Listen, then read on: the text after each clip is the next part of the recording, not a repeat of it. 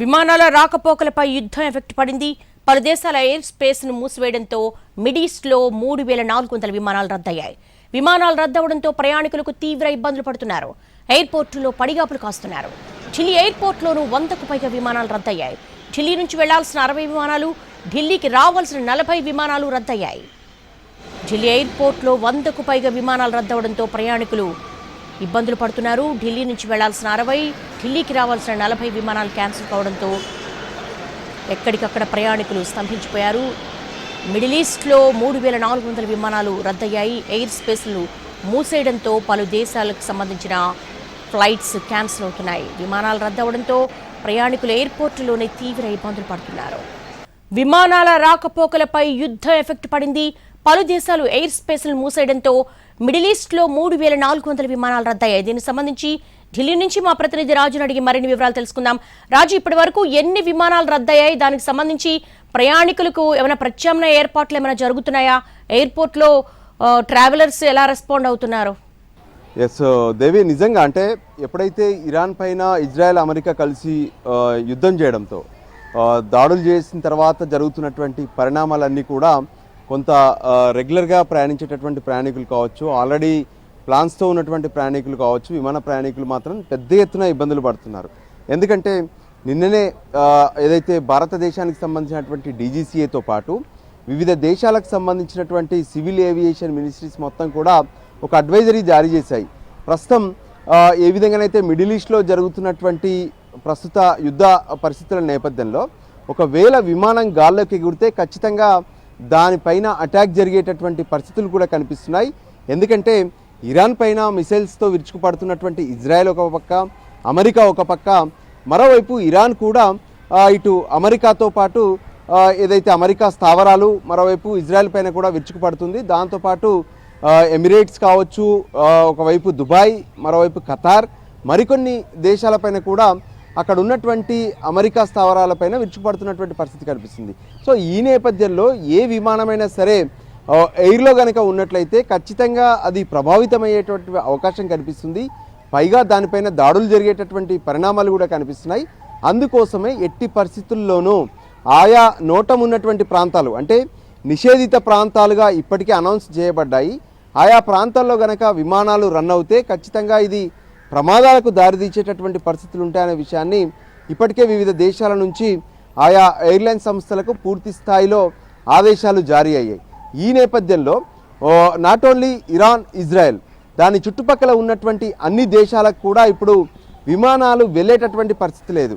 ఎందుకంటే air strike ఎక్కడి నుంచి ఎక్కడ జరుగుతుందో అనేది అర్థం కానటువంటి పరిణామాలు కనిపిస్తున్నాయి. ఏకంగా ఇరాన్ చేస్తున్నటువంటి కొన్ని దాడులు, అంటే వాళ్ళు చేస్తున్నటువంటి హైపర్సోనిక్ మిసైల్స్ ద్వారా ఏకంగా దుబాయ్లో ఉన్నటువంటి కొన్ని ప్రాంతాలను టార్గెట్ చేస్తున్నారు. మిగతా ఇతర ప్రాంతాల్లో కూడా టార్గెట్ చేస్తున్నటువంటి పరిస్థితి ఉంది. సో ఈ పరిస్థితుల్లో ఇప్పటి వరకైతే మిడిల్ ఈస్ట్లో ఉన్నటువంటి అన్ని దేశాల్లో ఏదైతే అటు ఎయిర్ స్పేస్లు మొత్తం క్లోజ్ చేయడంతో పాటు ఇతర దేశాల నుంచి ఆయా ప్రాంతాలకు వెళ్లాల్సినటువంటి విమానాలన్నీ కూడా రద్దయిపోయాయి. అంటే అక్కడి నుంచి రావాల్సినటువంటి విమానాలన్నీ రద్దవడమే కాకుండా వివిధ దేశాల నుంచి ఆయా ప్రాంతాలకు వెళ్లాల్సినటువంటి విమానాలు కూడా ఇప్పుడు రద్దయినటువంటి పరిస్థితి కనిపిస్తుంది. మరోపక్క భారతదేశం నుంచి వెళ్లాల్సినటువంటి కావచ్చు, ఇక్కడికి రావాల్సినటువంటి విమానాలు కూడా పూర్తిగా రద్దయ్యాయి. నిజంగా చెప్పాలంటే దాదాపు 3000 నుంచి 4000 విమానాలు ఇప్పుడు ఉన్నటువంటి పరిస్థితుల్లో రద్దయినటువంటి పరిస్థితి కనిపిస్తుంది. దాంతో ముఖ్యంగా ఇక ఢిల్లీకి సంబంధించినటువంటి, అంటే భారత్కు సంబంధించినటువంటి విషయాన్ని కనుక పరిశీలిస్తే ఇక్కడికి నుంచి వెళ్లాల్సినటువంటి 60 విమానాలు రద్దయితే ఢిల్లీకి రావాల్సినటువంటి 40 విమానాలు కూడా రద్దయిపోయాయి. అంటే ఆయా విమానాల్లో ఉన్నటువంటి ప్రయాణికులు తీవ్ర స్థాయిలో ఇబ్బందులు పడుతున్నటువంటి విషయం వాస్తవం. అయినప్పటికీ కూడా ఆన్ ఎయిర్లోకి వెళ్తే పడేటువంటి ఇబ్బందులతో పోలిస్తే మీరు సురక్షిత ప్రాంతాల్లో ఉంటే కనుక ఇబ్బందులు అనేది ఉండదు. పైగా బంకర్లలో తలదాల్చుకోవాల్సినటువంటి పరిస్థితులు ఆసనమయ్యాయి అనే విషయాన్ని ఎప్పటికప్పుడు విమాన ప్రయాణికులను తమ ద్వారా, అంటే వాళ్ళకు ఉన్నటువంటి నెట్వర్క్ల ద్వారా ఎప్పటికప్పుడు హెచ్చరిస్తూనే ఉన్నారు. దానికి అనుగుణంగానే వివిధ దేశాల్లో ఏదైతే ఇప్పటి వరకు ఎయిర్ స్పేస్ను క్లోజ్ చేసినటువంటి ప్రాంతాల్లో ఉన్నటువంటి పరిణామాలను చూస్తుంటే కొంతమంది ఎయిర్పోర్ట్లోనే తలదాచుకుంటే మరికొంతమంది సురక్షిత ప్రాంతాల్లో కానీ బంకర్లలో కానీ తలదాచుకున్నటువంటి పరిస్థితులు కనిపిస్తున్నాయి. ఏదేమైనా భారత్కు రావాల్సినటువంటి వాళ్ళతో పాటు వివిధ దేశాలకు వెళ్లాల్సినటువంటి వాళ్ళు మాత్రం తీవ్ర ఇబ్బందులకు గురవుతున్నారు. Devi. All right Raju, thanks for the updates. Air స్పేస్లు మూసివేయడంతో పలు దేశాలకు సంబంధించిన ఫ్లైట్స్ అన్ని కూడా క్యాన్సిల్ అయ్యాయి. గమ్యస్థానాలకు చేరవలసినటువంటి ప్రయాణికులు ఎయిర్పోర్ట్లోనే స్ట్రక్అప్ అయిపోయారు, చాలా ఇబ్బందులకు గురవుతున్నారు. ఢిల్లీ నుంచి వెళ్లాల్సిన 60, ఢిల్లీకి రావాల్సిన 40 విమానాలు రద్దవడంతో ప్రయాణికులు ఎక్కడికక్కడే ఎయిర్పోర్టులో వాళ్ళు ఇబ్బందులు పడుతున్నటువంటి దృశ్యాలు మనం చూస్తున్నాం. మిడిల్ ఈస్ట్లో 3,400 విమానాలు రద్దయ్యాయి. ఎయిర్ స్పేస్ను మూసేసిన పలు దేశాలు ఆ ఫ్లైట్స్ రద్దవడంతో ప్రయాణికులు ఇబ్బందులు పడుతున్నారు. యుద్ధం ఎఫెక్ట్ చాలా భారీగా పడిందని చెప్పుకోవచ్చు. ఎందుకంటే వన్స్ ఒకసారి ఫ్లైట్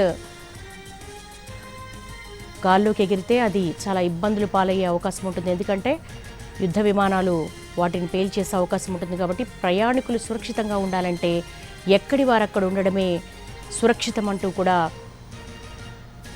ప్రకటన జారీ చేశారు. ప్రస్తుతం మనం చూస్తున్నాము, విమానాలు రద్దవడంతో ఎయిర్పోర్టుల్లో ఎక్కడికక్కడ ప్రయాణికులు స్తంభించిపోయి ఉన్నారు. వారికి ప్రత్యామ్నాయ ఏర్పాట్లు చేయాలన్నా కూడా చాలా వరకు యుద్ధం ఆగితే తప్ప పరిస్థితి కనిపించట్లేదు. చాలా వరకు బంకర్స్లో కూడా తలదాచుకుంటున్నారు.